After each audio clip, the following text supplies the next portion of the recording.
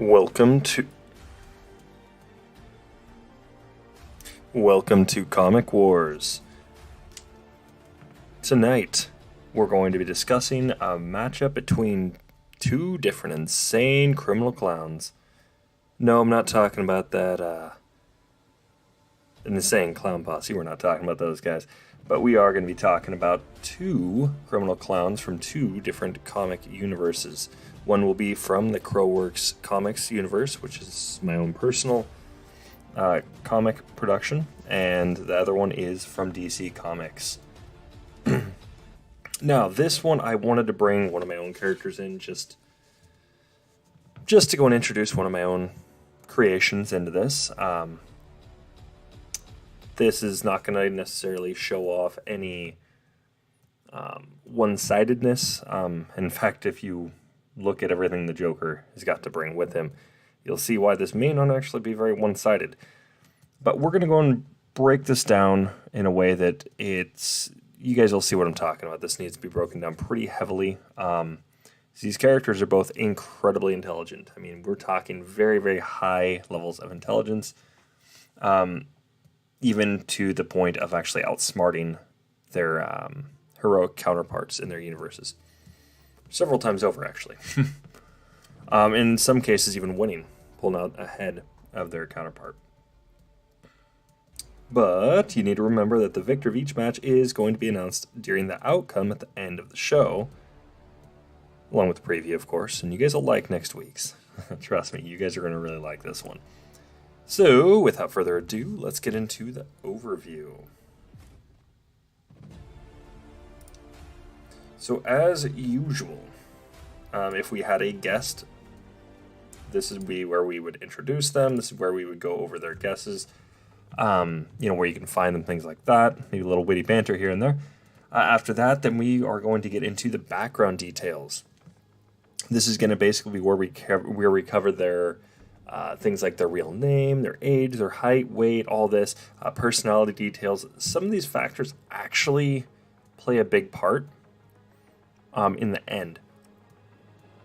We've seen this actually in Season 2 quite a bit more often than in Season 1. There were a few in Season 1, however, but this one, these characters a lot more in this season have been a lot, there's been a lot more factors when it came to personality, and then the height and weight difference. All sorts of different things like that have been able to play a factor in this, so. But this is where we go over that, and of course there's some little tidbits here and there. We go and cover some details about the characters. After that, then we get into the feats. Now this is where we take a look at their greatest feats of strength, excuse me, speed and agility, durability, their martial prowess. So this is going to be like how they handle themselves in combat. This is going to, that's a little more on, do they have formal training or not? What kind of training do they have, if any? Then their ingenuity. This is going to be where you're going to see an intelligence factor actually play in. Tonight, I guarantee you there's going to be an ingenuity. It's going to be a huge, huge part when it comes to tonight's, just because these characters are incredibly intelligent, and it absolutely has to fall in those, because feats of strength, could they actually be a huge factor here? You'll see what I'm talking about. In some cases, it can be. And one of the characters is going to be incredibly at a huge disadvantage. You guys will see early on, though. And then we'd go over things like their gadgets, weaponry, powers. Tonight, it's gadgets and weaponry. To be honest, that's really what we're going over here. So, and then after that, then we get into the data analysis, where we start breaking things down.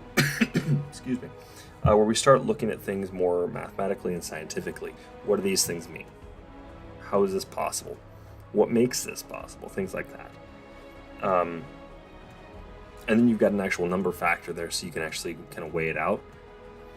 After that, then there is, of course, the character pros and cons. This is where we kind of weigh them out against each other. What are their strengths and weaknesses? Essentially, is how this breaks down. How does that line up against our opponent? We'll talk a little bit about it, but we're not going to fully break it down at this point. Keep in mind, this is live, so I don't have all the answers outright. I actually go through this, and by the end of it, during the guest analysis, is where we all break it down we start talking about it, go back and forth, feel free, jump into the chat. Let's talk about it. If you guys don't agree with the outcome or whatever, even then, just put it in the comments down below. And then let's have a conversation about it. Why does this character have an advantage over this other one? Why doesn't it?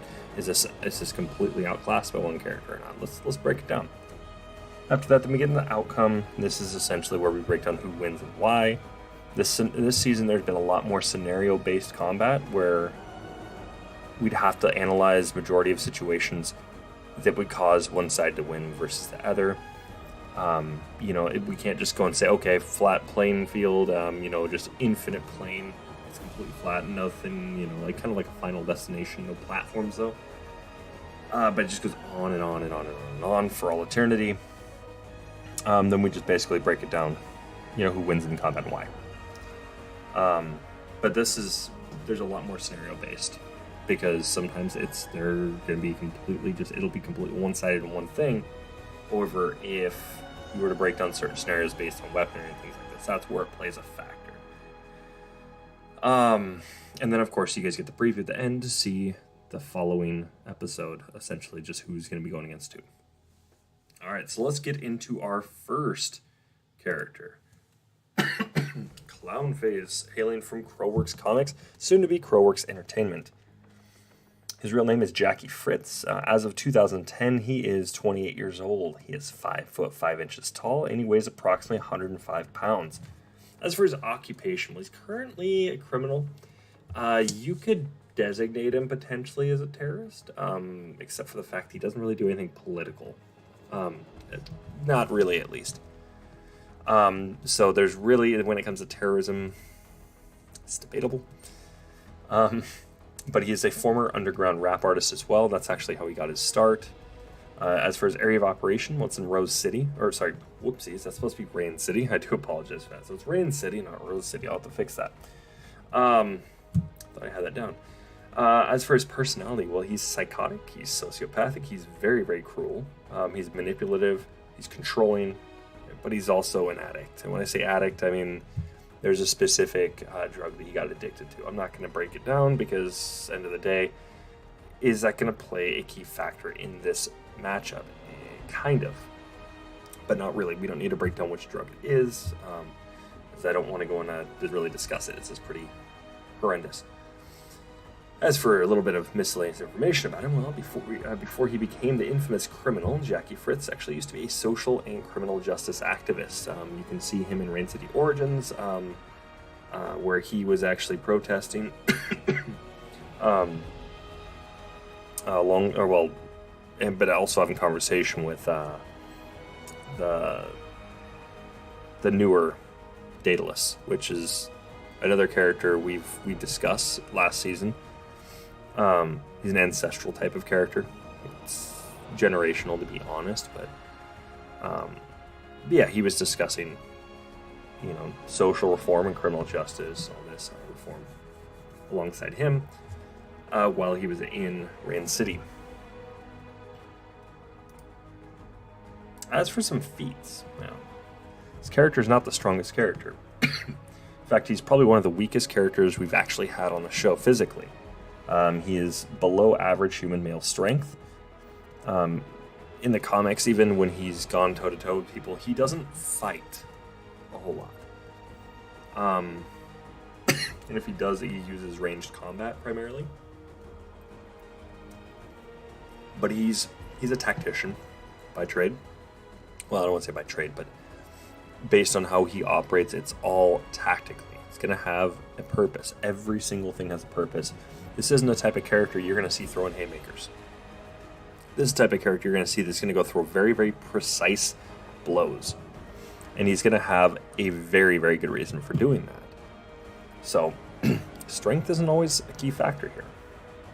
As for durability, well, he's got clothing. I mean, that's really it. So, really, he's not going to be protected against anything. But he has taken hits from Crow, who has consistently been known to knock out foes in one punch with him holding his restraint. But he was actually able to take some hits in issue 3 that actually got very, very brutal. And it made him bloodied and battered. Not to the point I wouldn't even argue severe trauma, but he didn't break any bones. And he was able to actually just tank the hits from Crow. Tanked, but he was knocked out. So, and then left for the Rain City Police Department.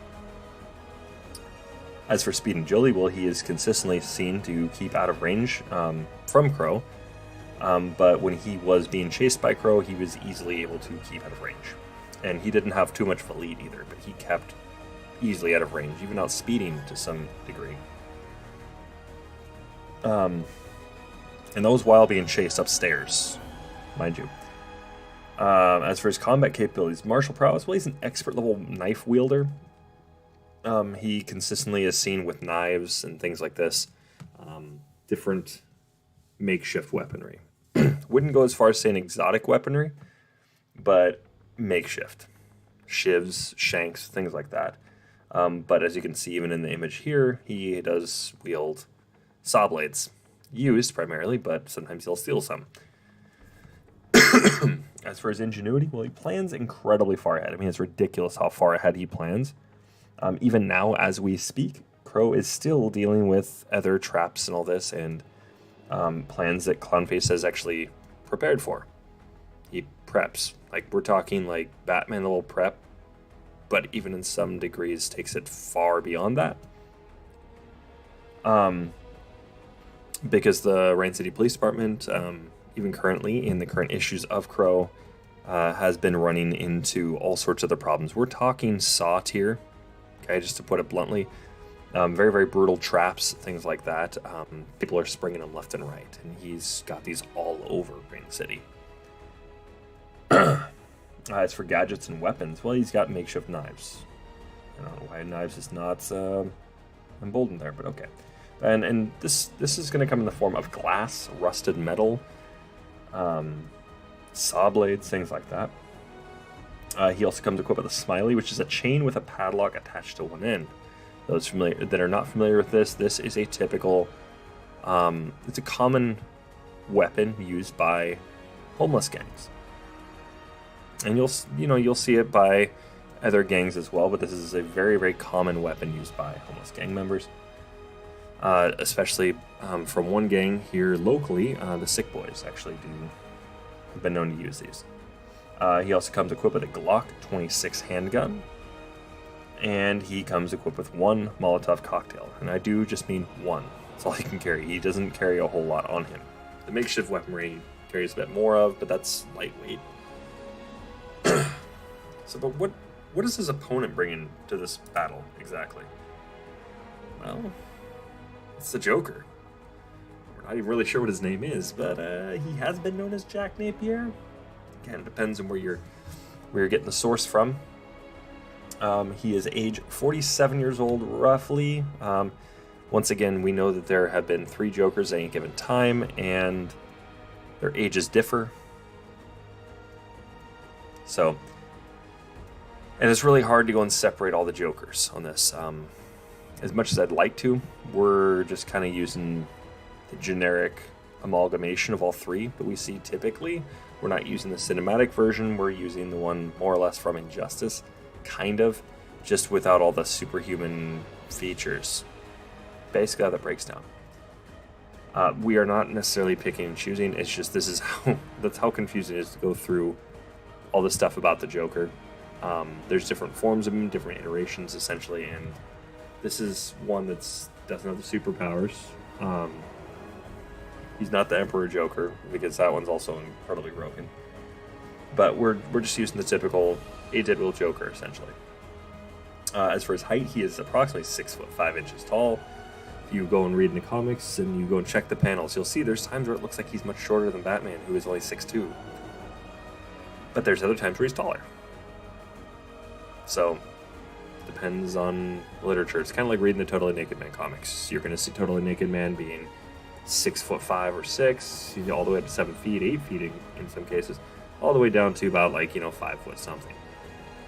It's kind of inconsistent. As for his his weight, he's 192 pounds. So he's a light guy for his size. His occupation, well, he's a criminal mastermind, really is how you break it down, but he's also a terrorist. And yes, I do mean by the sole definition of terrorism being trying to go and intimidate people for their political beliefs. He has done it. But he does believe politicians are all evil anyways, and they're just beneath him, essentially. Hostage fodder, if you will. As for his area of operation, well, it's Gotham City. His personality is psychotic, sociopathic, manipulative, controlling, but he's nihilistic and sadistic. Notice it's pretty much Clownface, but a little bit more in depth. As for some miscellaneous information, well, before becoming the Joker, it is believed that he was a struggling comedian. This is also primarily based on the Killing Joke comic series, but it has been mentioned in a few others as well. As for some feats, well, strength-wise, this is where he differs greatly. He can easily send Batman flying with a single kick. Keep in mind, Batman's roughly about 210 pounds, depending on the comic source. He's effortlessly cut off one of Alfred's hands with a cleaver, which really, I mean, if you think about it with a cleaver, not that hard. Doesn't take as much strength as you'd think. Strong enough to cut Aquaman with a couple knife strikes. That takes a whole lot. Now keep this in mind. Aquaman has got an extreme durability. It's superhuman. He's literally, from what I understood, basically bulletproof. There's been times where he's been penetrated by bullets, but typically he's shown to be bulletproof. This is just going to be your standard rounds, 9mm, 45 caliber, things like this. He can take them pretty easily, pretty consistently. However, there's times where it shows other kinds of ammunition pierce right through him.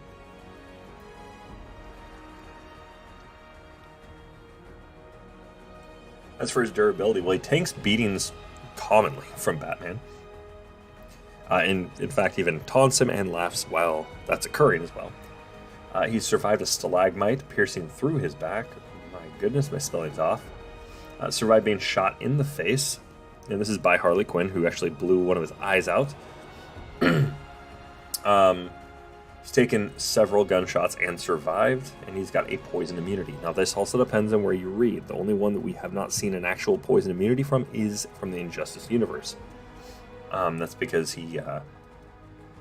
or not the Injustice, but the Arkham universe. Because the poison actually overtook him. It was an extreme version of the Joker venom combined with, I think it was a fear toxin, which is already basically the Joker toxin, the Joker venom, if you will. Is already derived from that, but it was also infused with venom, which is, well, that's Bane's superhuman strength drug he uses. But generally speaking, it doesn't kill him. This kind of stuff doesn't at all. Poisons don't do anything to him. Speed and agility, he keeps up with Nightwing, who runs about 30 miles an hour. This guy's an Olympic-level athlete, by far. At least in the speed and agility side of things. He easily evades gunfire. So speed and agility-wise, this guy is quick. He's unbelievably quick. Combat capabilities, well, when it comes down to his martial prowess, well, he's a highly skilled fighter, as he's been seen easily beating League of Assassins members in hand-to-hand combat. Keep in mind, these are the guys that they're trained by Ra's al Ghul, who goes toe-to-toe with Batman. And these guys keep up with Ra's al Ghul, not all the way, but he has easily killed quite a few of them. Like, I think his highest feat was, it was about 12 of them, all hand-to-hand. He's also an exotic weaponry master. This is the first we've actually seen of this in here. And the reason I say exotic weaponry, we're not looking at Destiny. We're looking at things like his acid spray, his little gadgets that he uses. This is quite exotic because they're not standard weaponry at all. He's been able to fling poison in ways that it's mind-blowing. He's able to go and hit things in ways that it's just like, wow, okay, with weird gadgetry. His Joker teeth, which are a little like, you guys have seen how bombs work from the Mario universe. That's how these things walk. They're like one of those little toys. But they're just chattering teeth. It's to kind of giggle at that. Immaturity. But he likes to fire that into people as well, as it acts kind of like a skewer. He's got his Joker-themed grenades. These are not typical grenades. There's some kind of weird mechanism, so they'll go off like a typical grenade, but They usually have some other kind of mechanism along with it. He has acid spray flower, where you can see right on his right breast. That depends on where you also read or watch, because sometimes in the original animated series, it was on his left, and then there's others where it's on his right. So he also has a high-powered taser on the palm of his glove. Depending on where you also go and read, sometimes it's in his glove. It's already part of his glove, and there's others where he literally has to pull it out. And he's like, put her there, kind of thing, and that's how he can electrocute people. Including in the Tim Burton universe, where he did electrocute somebody to death with it. He's also got a Joker Venom spray. It's a paralytic toxin that puts a rictus grin on the victim's face as they're starting to pass away. He's also got exploding cigars. These aren't super high-powered explosives. These are enough just to basically it's enough that it'll definitely give him shock. It's kind of like a concussive, but it's not highly damaging. He's got razor-sharp playing cards, a flamethrower lighter, a crowbar. He's got his Joker teeth. Once again, some of these are going to be with bombs, some of these are not. He's got his spring shoes, and yes, he does use those to get around, and sometimes just evade his opponents. And he's also got Dionysium in his spine, so hence the spinal Dionysium. Gives him regenerative properties. It's not super fast, but say, for instance, if he were to be into the point of death, this could technically bring him back to life. It takes time, but it does bring him back to life. As for his weakness, well, he's nihilistic. It does often push him to allow his opponents to defeat him in the end, and I do put that in massive air quotes, allowing his opponents. He doesn't want them to, but his nihilism basically says, you're gonna go and let him, though. Zero defeatist. So what does this all mean,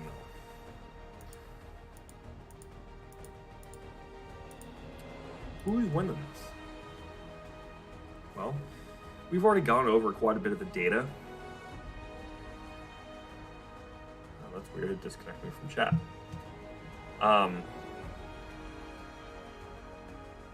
But it's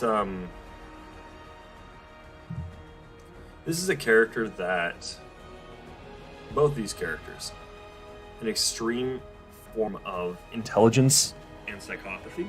So there's a lot to really break down with these guys. When it comes down to physicality, I'm just going to give this right off the bat. This automatically goes to the Joker. Physicality and strength feats, it's going to go to the Joker. We've done this before, so this is going to go to him guaranteed, no problem. And he definitely beats him out on this one. And he's not superhuman tier, so we're not going to go and say blows him out of the water. He does technically blow him out of the water, but not to the superhuman level. Okay, but when it comes down to it, personality-wise and all this, I mean, these guys are basically the same in a lot of ways. Just one's a defeatist while the other is not. But let's start breaking these things down. So durability-wise, you've got the difference between Crow and Batman. Crow is 250 pounds outside of his suit, 300 pounds inside of his suit. Batman is essentially wearing really durable armor and stuff, but it's significantly less than Crow. He also weighs quite a bit less than Crow. With his suit on, he's probably, if you had to go and really guess about Batman's weight, probably gets upwards towards about, with his suit, probably about 230 pounds, I would guess, 220, 230 pounds. He's got lightweight armor, and they've also got different things they've got in their universe that is different than what we have. So we're looking, Joker still was able to go and kick a guy, just make him fly in, 220, 230 pounds. So, still it's pretty big. And, we don't see a whole lot of, Crow and Clownface fighting, per se.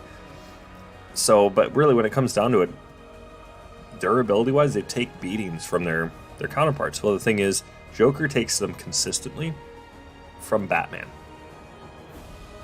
Batman is the point he's peak level, or peak human level.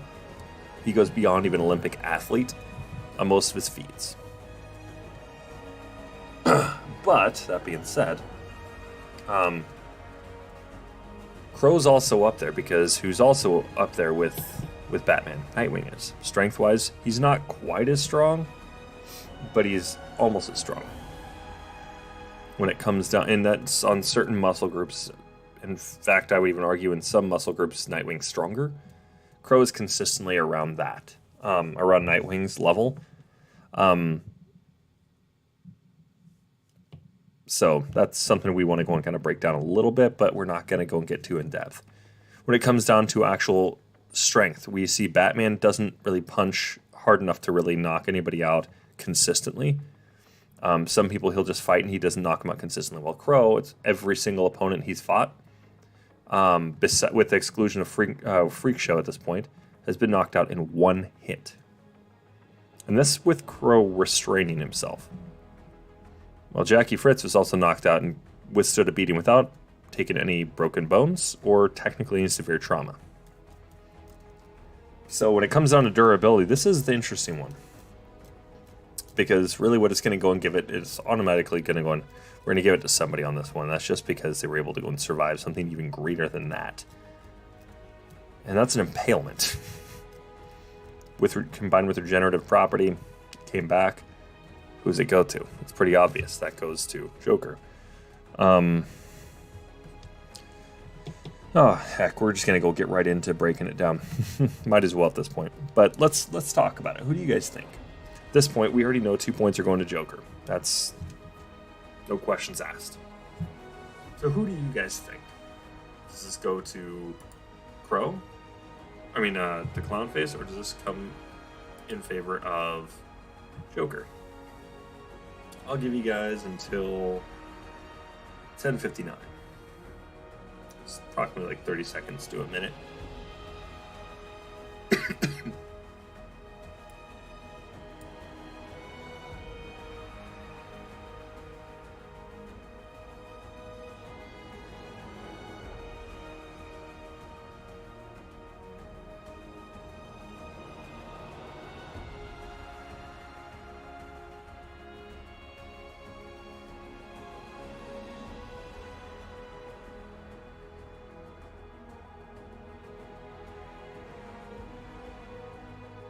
Alrighty, let's just get into it.